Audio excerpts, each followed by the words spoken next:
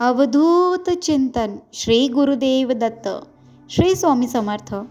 तुम्हा सगळ्यांचं ध्यासवामीचा या आपल्या चॅनलवर मनापासून खूप खूप स्वागत आहे. भिवू नकोस, मी तुझ्या पाठीशी आहे. हा मंत्र देणारे, भक्ताचे संकट निवारणारे कारुण्यमूर्ती श्री स्वामी समर्थ अक्कलकोटमध्ये कसे प्रकट झाले, कर्दळी वनातील त्या गूढ वारुळाचे रहस्य काय, आजच्या विशेष व्हिडिओमध्ये आपण श्री स्वामी समर्थ प्रकट दिनाबद्दल संपूर्ण आणि सखोल माहिती जाणून घेणार आहोत.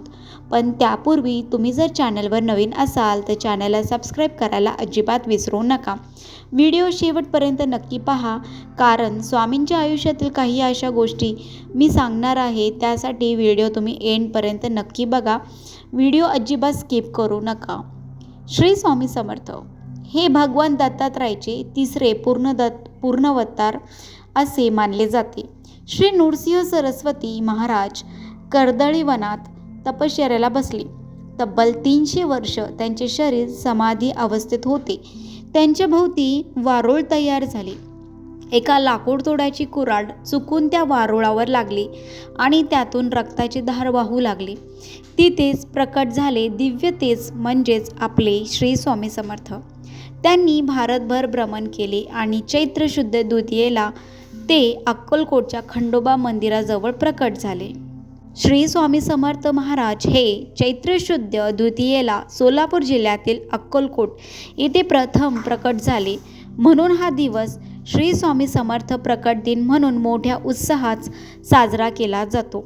या दिवशी स्वामींची कृपा संपादन करण्यासाठी आणि घरात सकारात्मक ऊर्जा वाढवण्यासाठी तुम्ही काय काय करू शकता, तर तुम्ही सगळ्यात पहिले स्वामी भक्तांसाठी हा दिवस दिवाळीसारखा असतो.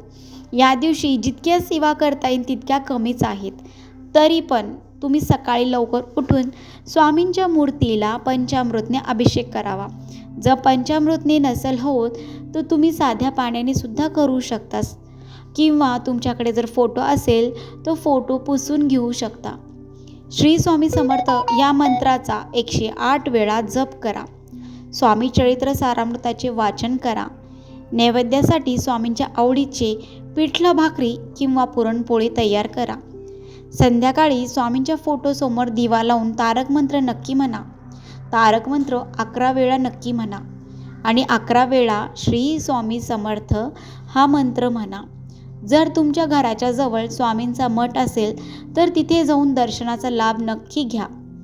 भिवू नकोस, मी तुझ्या पाठीशी आहे हा मंत्र देणाऱ्या स्वामींच्या नावाने गरिबांना अन्नदान किंवा गरजूंना मदत करणे ही सर्वात मोठी सेवा आहे. स्वामींना कधीच दिखावा आवडत नाही. त्यांना फक्त आपल्या मनातले भाव जास्त प्रिय आहे. त्यामुळे तुम्ही जे काही सेवा कराल ते पूर्ण श्रद्धेने आणि मनापासून आणि शांत चित्ताने करा. कारण की तुम्ही जी पण सेवा करणार ना तर ती मनापासून करा, ती स्वामींपर्यंत नक्की पोहोचते. स्वामींनी कधीही कर्मकांडाला महत्त्व दिले नाही, तर शुद्ध भावनेला महत्त्व दिले. त्यांनी सांगितले की जो माझी अनन्य भावे भक्ती करतो त्याचे रक्षण मी सदैव करतो. आजही अक्कलकोटमध्ये त्या ऐतिहासिक वटवृक्षाखाली गेल्यास स्वामींच्या अस्तित्वाचा अनुभव नक्की येतो. जर तुम्हाला ही माहिती आवडली असेल तर व्हिडिओला लाईक करा आणि तुमच्या सर्व स्वामी भक्त मित्रांसोबत हा व्हिडिओ शेअर करा. कमेंटमध्ये श्री स्वामी समर्थ लिहायला अजिबात विसरू नका. अशाच आध्यात्मिक माहितीसाठी आपल्या ध्यास स्वामीचा ह्या आपल्या चॅनलला सबस्क्राईब करा. श्री स्वामी समर्थ.